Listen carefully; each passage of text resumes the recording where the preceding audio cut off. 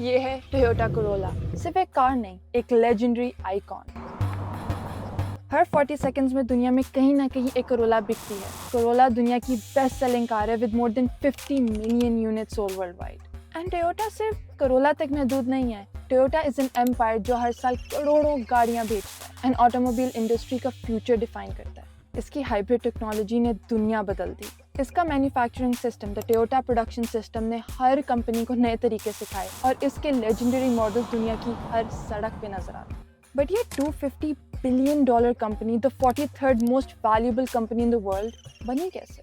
Toyota was actually Toyota with a D and ये originally थी एक, believe it or not, a textile company.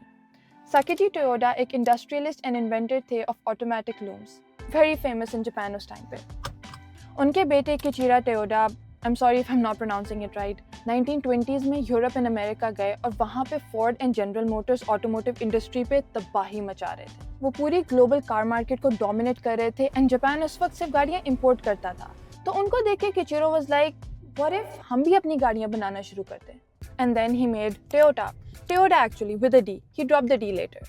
And imagine अगर उन्होंने इस तरह ना किया होता, Toyota Corolla, it has a nice ring to it. And fun fact, Toyota literally means fertile rice paddies. I mean, चावलों के नाम पे गाड़ी हो तो शायद इतनी ना बिकती। खैर, अब अगले 10 साल में उनका पहला प्रोटोटाइप आया, द मॉडल AA, जो जापान की फर्स्ट पैसेंजर कार थी। You'd notice इन गाड़ियों की शक्ल अमेरिकन स्टाइल से काफ़ी मिलती है। अभी तक टोयोटा ने अपनी आइडेंटिटी नहीं बनाई थी, तो यू कैन सी कि उनकी गाड़ियाँ अमेरिकन ऑटोमोबाइल इंडस्ट्री से इंस्पायर्ड थी। 1937 में ऑफिशियली टोयोटा मोटर कॉर्पोरेशन बनी थी।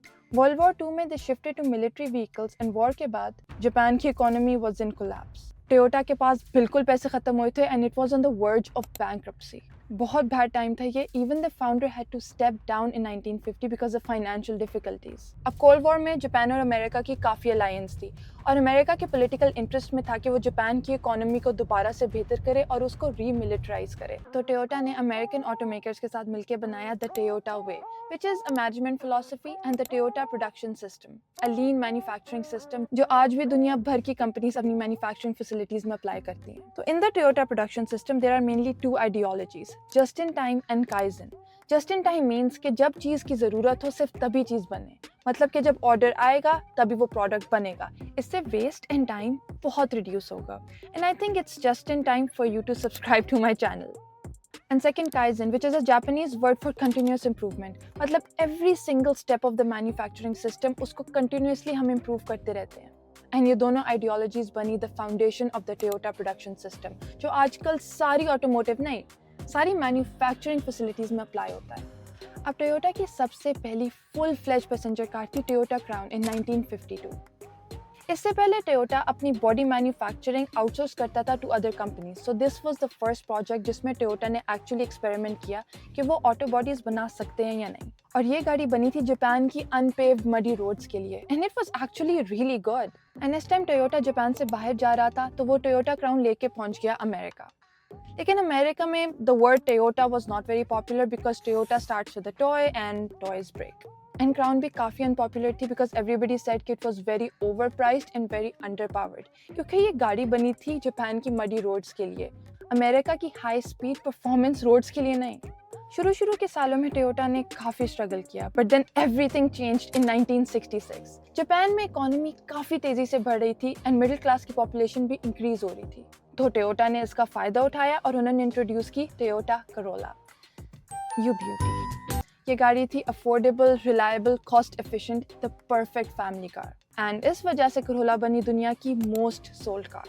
वेट, इससे पहले एक और बहुत मेजर गाड़ी टोयोटा की रिलीज हो चुकी थी and this is one of the most famous Toyota cars, the land cruiser. This car defined off roading. 1951 में ये लॉन्च हुई as Toyota BJ for the Japanese military, but no surprise civilian markets में भी ये आई एंड काफ़ी popular हो गई। And the 2025 land cruiser is crazy. जो पाकिस्तान में वेरिएंट आया that's 3.5 litres and more than 400 horse power and a top speed of 260 kilometre per hour. Motorway पे मत लेके जाना, FIR कट जाएगी। अब गाड़ियों की बात कर ही लिए तो we need to talk about Supra. Corolla, a family car, Land Cruiser, an off-road beast, and then Supra, an incredible sports car. तो इससे वी कैन सी कि टोयोटा की सक्सेस की एक बहुत बड़ी वजह ये भी थी कि using the Toyota brand name उन्होंने अपना बहुत डाइवर्सिफाइड पोर्टफोलियो रखा।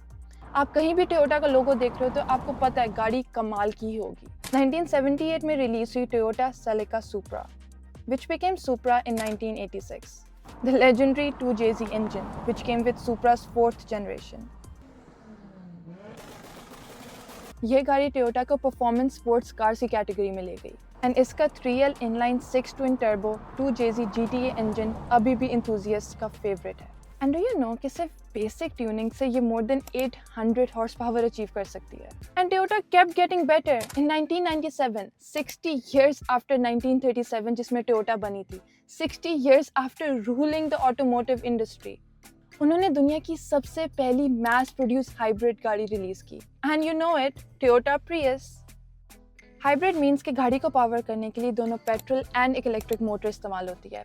It's like if an internal combustion engine car and an electric car had a baby. And आज टोयोटा 40 से भी ज़्यादा हाइब्रिड मॉडल्स बेचता है, बट उसको इस वजह से काफ़ी क्रिटिसिज्म फेस करनी पड़ी कि वो ऑल इलेक्ट्रिक व्हीकल्स में काफ़ी देर में आए। But that's because they were focusing on a very different type of fuel, hydrogen fuel cell vehicles. ये काफ़ी एक नीश टेक्नोलॉजी है एंड इसमें हाइड्रोजन यूज़ होता है to power the car. This is more efficient than conventional internal combustion engines and produce no harmful tailpipe emissions. ये सिर्फ water vapor and warm air produce करता, like Toyota Mirai. यह गाड़ी मेरी नज़र में एक काफ़ी delicate and fragile सी गाड़ी है। I don't know, maybe I'm just biased towards rugged cars. And rugged cars की बात करें and Toyota Hilux को include ना करें, ऐसे कैसे हो सकता है? Hilux Toyota ने 1968 में रिलीज़ की and अभी तक इसकी 18 मिलियन यूनिट्स बेच दी जा चुकी हैं, जिसमें से शायद 10 मिलियन तो हमने ही ले ली हों for personal reasons. With the 2.8 litre turbo diesel engine, यह गाड़ी इतनी टफ है कि टॉप गियर वालों ने हर पॉसिबल कोशिश की, बिल्डिंग गिराई, पानी में डुबा दिया, आग भी जला दी, लेकिन हाइलक्स फिर भी चल गई। टोयोटा की पूरी marketing is around it being reliable and ये परसीव्ड वैल्यू टोयोटा ने हमारे माइंड में बनाई through their ads and even the products themselves. अगर आपको परसीव्ड वैल्यू के बारे में और जानना है तो मेरी वीडियो ज़रूर देखिएगा, क्योंकि इसमें मैंने बहुत सारी मार्केटिंग सीक्रेट्स को डिस्कस किया एंड उनके बहुत सारे एड्स हैं जिनमें बार बार दे एम्फसाइज कि Toyota does not break down. ये हमारे माइंड में एक प्रैक्टिकल रिलायबल प्रोडक्ट की इमेज को स्ट्रेंथन कर देता है, यहाँ तक कि हम करोला को खोता गाड़ी कहते हैं और आप किसी भी मैकेनिक के पास चले जाएं वो आपको यही कहेगा कि भाई टोयोटा ले लो, टेंशन फ्री रहोगे। Throughout the years, Toyota kept growing. उन्होंने पूरी दुनिया में एक्सपैंड किया, यहाँ तक कि 170 से भी ज़्यादा कंट्रीज में उनकी फैक्ट्रीज हैं, जहाँ रोज़ हज़ारों गाड़ियाँ बनती हैं। अमेरिका में टोयोटा कैमरी एंड RAV4 सबसे ज़्यादा बिकती। RAV4 तो 2024 की टॉप सेलिंग कार्स की लिस्ट में सिर्फ Corolla and Tesla model Y के पीछे है। यूरोप जाएँ तो वहाँ टोयोटा की hybrids are most famous. Middle East and Africa में Land Cruiser and Hilux, and Pakistan में करोला एंड यारिस बहुत ज़्यादा बिकती है। पाकिस्तान में टोयोटा सिर्फ एक ब्रांड का नाम नहीं है, एक ट्रस्ट का नाम है। लोग टोयोटा को पसंद करते क्योंकि इसकी रीसेल वैल्यू बहुत ज़्यादा है एंड इसके पार्ट्स बहुत आराम से मिल जाते हैं। बट आज मार्केट ट्रेंड्स काफ़ी चेंज हो रहे हैं एंड मे बी टोयोटा का डाउनफॉल शुरू हो गया है। चाइनीज़ ब्रांड्स बहुत तेज़ी से हमारी मार्केट में आ रहे हैं, जैसे MG, Changan, Haval and BIC। ये गाड़ी सिर्फ सस्ती नहीं है बल्कि टेक्नोलॉजी एंड फीचर्स में टोयोटा को बहुत सख्त मुकाबला दे रही हैं। जिधर टोयोटा करोला और यारिस की प्राइसेस बढ़ रही हैं, उधर Changan, Alsvin and MG sedans luxury features के साथ कम प्राइस में बेच रहे हैं। हेवल एंड चेरी जैसे brands Toyota, Fortuner and Land Cruiser को चैलेंज कर रहे हैं and hybrid and EV technology में चाइनीज़ कंपनीज बहुत आगे निकल गए हैं, स्पेशली विद BYD। टोयोटा के लिए अब सिर्फ शायद रिलायबल होना काफ़ी नहीं है, क्योंकि new buyers features and technology को काफ़ी प्रायोरिटी दे रहे हैं। टोयोटा बहुत अरसे से लीडर रहा है in the automotive industry, but क्या वो इन न्यू चैलेंजेस का सामना कर पाएगा?